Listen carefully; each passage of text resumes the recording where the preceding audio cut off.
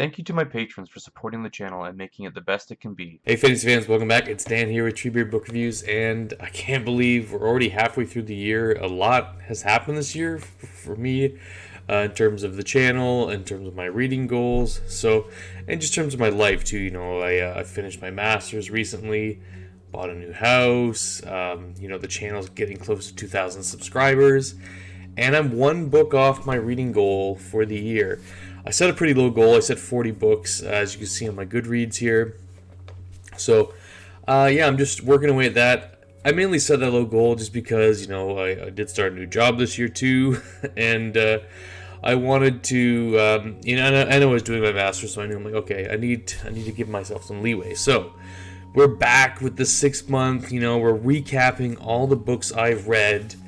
Up to date, like up to now. So my last book I just finished with Small Gods is on the list here. So yeah, we're gonna rank all these books with the ones I've already read this year. I feel like this quarter wasn't as strong as the first quarter, and we'll see that probably in the rankings here. It'll bear itself out. But some of these books I haven't ranked yet. I'm gonna be doing some designated reviews for them, but this is kind of where I place them. But don't let that really color my review. I do really want to talk about these books. So, let's get into it. Okay, so the first book was, the first two I actually didn't read. They were DNFs, oddly enough. And these I'm going to put, I probably did I like this better? No, Shadow of the Torture by Gene Wolfe. I DNF'd it. Severin he just didn't like the character. The guy was insane. And he had a really problematic relationship with women, which I just didn't enjoy. So Stephen King, Drawing of Three. I ended up DNFing this just to put on hold. It wasn't really a true DNF. I'm going to come back and read it when I get more time. And now that, the year's shaping up, where I got my master's done now, that I'm probably going to fit this in at some point this year. So this really doesn't, it's just on hold for now. So Gaiman, actually I'll move Stephen King to the top because it's DNF, for hold. Gaiman, I did not like this book. American Gods, I really struggled through it. It just does nothing for me. That book, it's probably Gaiman's weakest book. I think.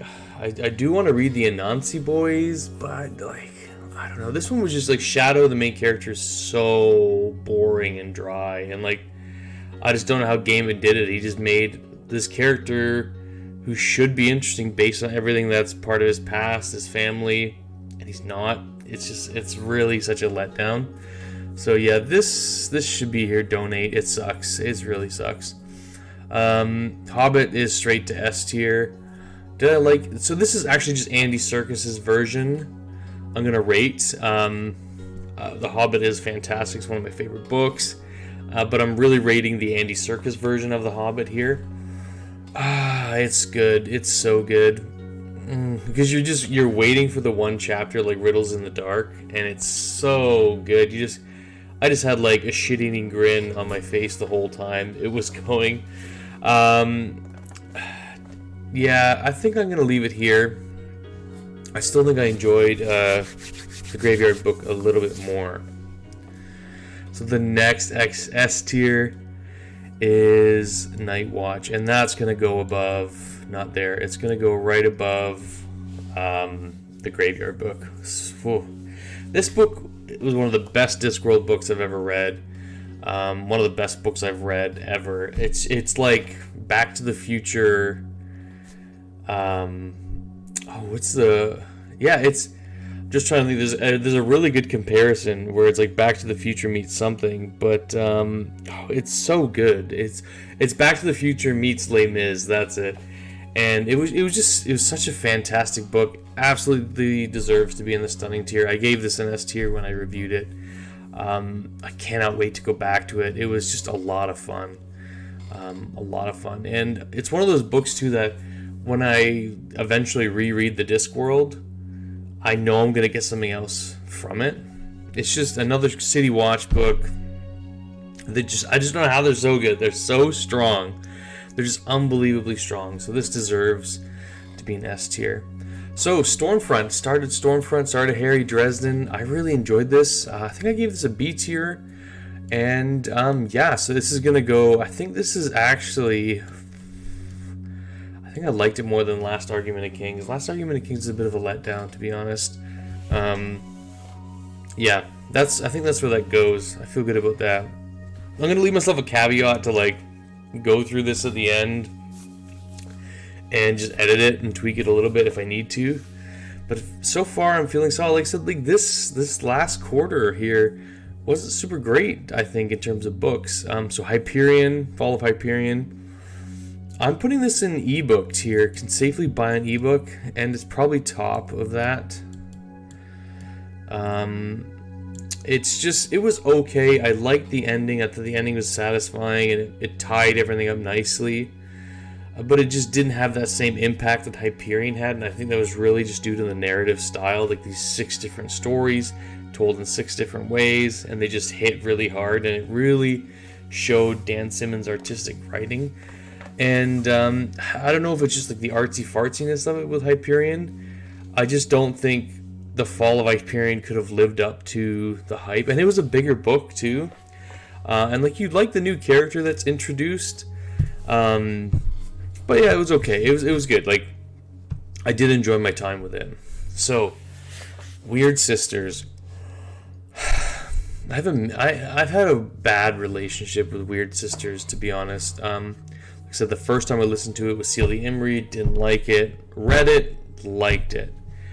And then, or I physically read it and I liked it. Then I went back and I did the Indira Varma because the new audiobooks came out for The Witches, and it was okay. I don't think it's a good book, but it's not a great book. And I think it actually belongs in E tier, to be honest, right there. I enjoyed Fall of Hyperion more. I just don't enjoy Weird Sisters. It's just not my favorite Discworld book, and it's probably one of my lower ranked Discworld books.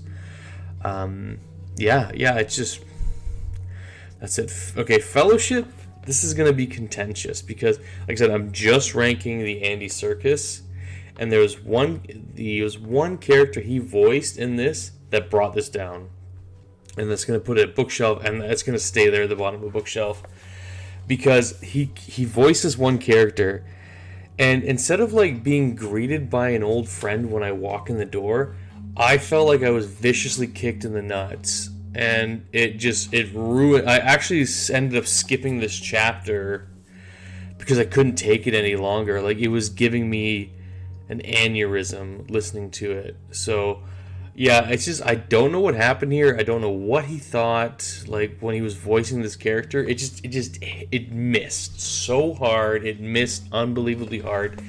And it really stuck with me throughout the whole book, where I just didn't enjoy it. But I will say, he voiced some characters great. Like, his Gimli was fantastic. His Legolas was good. Frodo was memorable. Aragorn was memorable.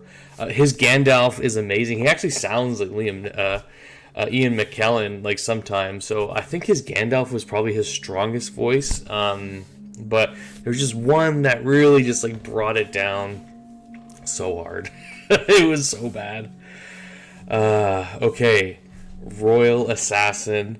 This book really changed my opinion of the Farseer trilogy. I loved it. It's long. It's just, you go farther down the rabbit hole with Fitz. Fitz is older. He's doing more adult things. He's just taking on more responsibility, and you see a lot more of the magic. You see a lot more of both magics. You see some more animal companions, and for that reason, it's going to top, probably top-ish of Seal of Approval. I liked it more than Hyperion. I don't think I liked it more than Fifth Elephant. The Fifth Elephant is such a fantastic book. And it's Pratchett too, so I'm probably biased there. But it was good. Royal Assassin was good, and I cannot wait to read Assassin's Quest next month. So Masquerade, a Seal of Approval. I think this this one's tough. This one's tough here. I think it actually goes right here. It's really good. Like I said, if you guys watched my recent review that just came out, It's like it's like a spoof on Phantom of the Opera, but it's like Terry took another crack at the Weird Sisters, where Weird Sisters is like, troping on and like making fun of like actors and plays. Masquerade's now doing it with the opera, and he just does it better. Like, he's really kind of hit his stride with the witches. Like, he just knows these characters in and out. So yeah, I think Masquerade is a better Weird Sisters. There's some funny characters in there, like Henry Slug and Walter Plinge, and Nanny's on form, Granny's on form. We get a new witch too. It's a great book. It's absolutely fantastic. One of my favorite witches books, and I think I said even in my review when I was looking at ranking the witches books, like, it would probably be like Witches Abroad, Lords and Ladies, Masquerade, Equal Rights, Weird Sisters. So Weird Sisters is like right at the bottom. So The Color of Magic. So another Discworld book I read this month, and this is the first Discworld book, and this actually belongs in ebook tier. C tier, can safely buy an ebook. It was good. It didn't know what it wanted to be, and it felt like you were just happy slapped all the time. Like it was all over the place. And let's see, is it better than The Gunslinger? Yes. Is it better than Gurzel? Yes. Is it better than? Yes. It's probably. I actually think I liked it more than Weird Sisters. It's just, you meet the character of Rincewind, you meet Two Flower, and you meet the luggage. The luggage is hilarious. It's just this sapient pearwood. Yeah, I'm going to do a designated review on The Color of Magic. It's one of those, like, it literally felt like it just went in one ear and, like, out the other. Like, I read it so fast, and I just don't feel like I took anything away from it, which is weird for a Discworld book, but this is not really a Discworld book at this point. It's so formational and so early days the Discworld that Terry hasn't formed a Discworld in his mind, I think. And so he's not throwing in these big themes. He's really just like, troping on fantasy as a trope, as a genre. So yeah, but it was still good. It was still good enough to buy an ebook. So yeah, so that's where we're at. See, I was worried. I was worried when I was going to do this list. I'm like, oh my god, Seal of Approval is going to be huge. And I think I've only added one book, or two books, sorry. So, yeah. Alright, In the Shadow of Lightning. Oh no, In the Shadow of Shit. No, In the Shadow of Lightning. It was good. Like, no, okay, let's not say that. It was okay. And nothing was offensive. It's better than Age of Ash. Better than these other books here. Like, much better than these other books here. It's just, nothing ever did it for me other than the prologue. The prologue was great, pulled me through, and I'm just kind of waiting for that high again, and it never really kind of gets there, you know what I mean? It just, lagged along. The magic was cool, but I don't think it was explained well enough. It could have been done a little bit better. And, one of the magics I said, like, just didn't make sense. So, yeah, that was, In the Shadow of Lightning. Disappointing because it was one of my most anticipated books, new books of the year. So, I do have some later books that I want to read coming out later in the year. I'll probably make a video on that, like some, now we're going into the latter half of the year. What are the books that I'm most looking forward to and anticipating to read? Probably just do like a shorter list, like 5 books. So, 3 simple rules. This is the romance book. It's not even a romance. It's erotica that my wife made me read. But every 3 months we do like a quarterly book swap. And she's like, "This is your book to read." I'm like, "Great." I gave her Leviathan Wakes. She still hasn't read it yet, which is a bummer. She needs to get on that. So I read this. It's really short. You can turn your brain off. I turned my brain off to read it. And it was actually, like, there's no plot. Like, there's no plot. It's just, like, straight to, like, the erotica. And it's just, like, it's, like, softcore pornography, this book. But it was, like, better than The Heart of Blood and Ashes that I read in the first quarter. Which is weird, because this is supposed to be a fantasy romance. And there's something about that one that I absolutely hated. And, like, this one, I just... the characters weren't awful. The romance was not like completely cringy and like toxic. and like there's always a breakup, and like, or they have a fight in romances from what I've seen now. Like I've read a few, there's always like a breakup, and it's annoying because you know they're gonna get back together, but it's like it has to happen. So I don't know, this one was okay. I'm actually gonna give it, because it was pretty steamy. I actually think I'm gonna put it here above, like, yeah, I think that's fair. Sorry, Stephen King, you got beat up by a smut book. Yeah, okay, so Mechanical Failure. This is a book given to me by a patron. A patron selected this book, and we turned it into a buddy read on the channel. I think just when I read this, like, I was just super busy with my masters that I just, like, I had to pause it to, like, work on my master's paper and then, like, pick it back up. It was funny. I don't think it was...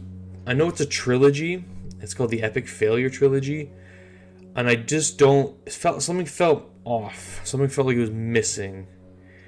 And, like, the main character, he's kind of likable, but he's really not.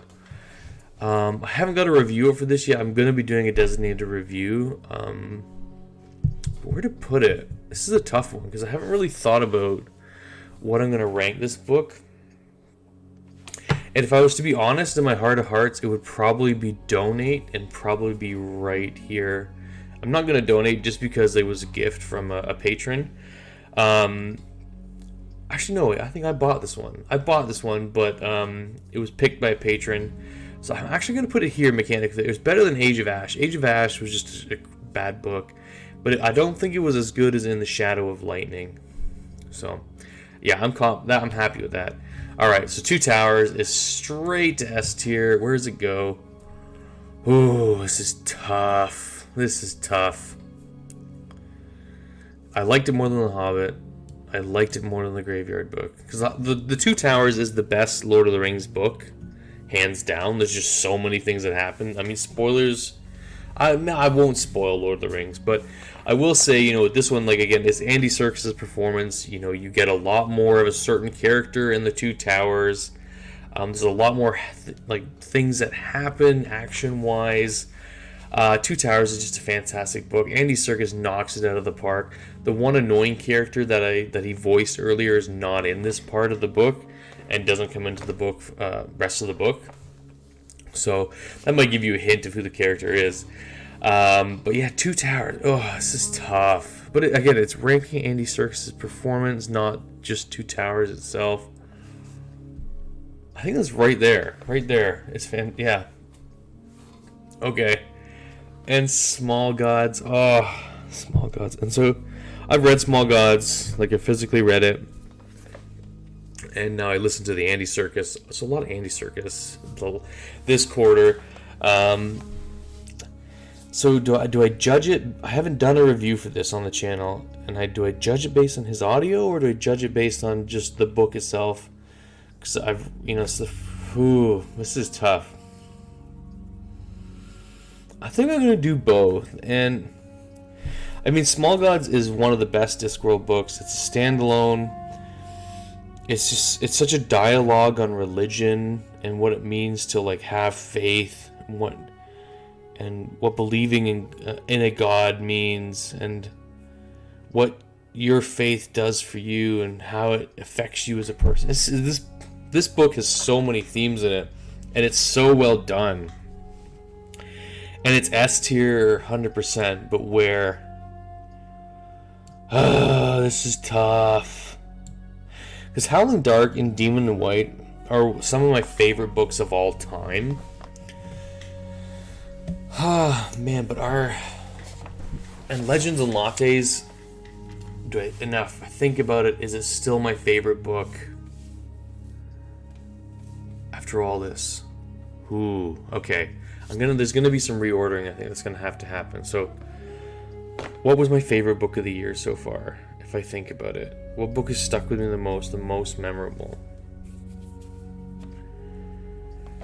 So Demon in White was fantastic. It had some great stand up and shout moments, some moments that, I mean, biting my nails, where I was like just on tenterhooks. I think the ending was a little bit weaker than, like, probably the last 10% of the book was weaker than the rest of the other book. It was still super solid. And Howling Dark, it's so good, and the build-up's amazing, and then the last 40% is just amazing. Oh, this is tough. I thought this would be easy, but it's not. I think Demon in White is now first. Then Legends of Lattes is moving down, not because I didn't love it. This is still an S tier book. It's just a different type of book, right? It's really chill fantasy. I absolutely love it. I can see myself rereading it this year. I think this is it. Oh, but is Small Gods better than Night Watch? They're so hard to compare because they're not the same. I'm probably just making this video even longer than I need to, but this is kind of what this tier ranking was, to help me organize my thoughts, and now it's hurting my brain. But I actually kind of like this. The Demon in White was, yeah, by far my favorite book of the year so far. It's like 2 banger Rockio books. There still could be we still could get Ashes and Man come up here and hit into stunning tier. Yeah, I think I'm fine with S tier. I love the Graveyard book. I think it deserves its spot there. Let's see here. Let's see in seal of approval. Fifth Elephant top for sure. RA, I like where it is. Because I tried to think of these when I'm ranking. Excuse me. Whew. It's late where I'm doing this, and I'm making myself even more tired by hurting my brain. I kind of look at this. What would I reread first? And what have I enjoyed the most of this list?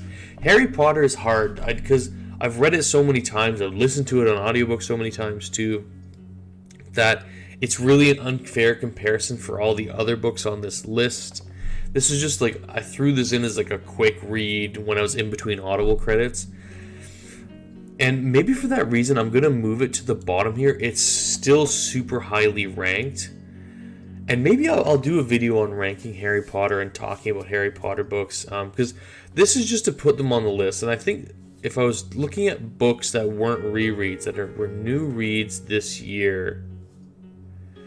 Oh, if these are rereads, then Small Gods should go, and so here we go. So the rereads will go to the end, but I'm going to rank them. So Small Gods was a reread, and Small Gods is the top, and then Two Towers Hobbit. Anything else here was a reread, except for just Harry Potter. That's fine. I think that's good. I think A tier is fine. The Fellowship was a reread, but it was a listen, and it was fantastic. Happy with that. Weird Sisters goes to the end because it was a reread. I'm happy with that. I'm still it's still weird that this made it onto this tier, onto the C tier combined ebook, because it's not bad, but you really need to like erotica, but it's so fast. Yeah, these bottom ones I'm really fine with. So yeah, guys, so I'm at 39 books. I got 1 book to go. I'm currently reading The Bladed Faith by David Dalglish, and I'm enjoying it so far. I'm not going to finish it in June now. June's almost June's over. But it was a really good book. So guys, this is my tier list. Maybe let me know what your top books were for the year. These are my top. Let me know. Actually, I want to know your top books of the year and your least favorite books of the year. The books you DNF'd, or you started it and you got 100 pages and you're like, DNF. So this is it, guys. I really love doing this list. It does hurt my brain a little bit, but I think it's a lot of fun. I like to really put them on this matrix and see where we stand. Yeah, so guys, stay tuned. I'm going to be doing my I guess I'm going to do an MBR, a maybe read, in July. Now I have my master's done. I can dedicate a lot more time to my family and to just reading in general too. So that's it, guys. I hope you enjoyed this list, and we'll see you on the next one. Cheers.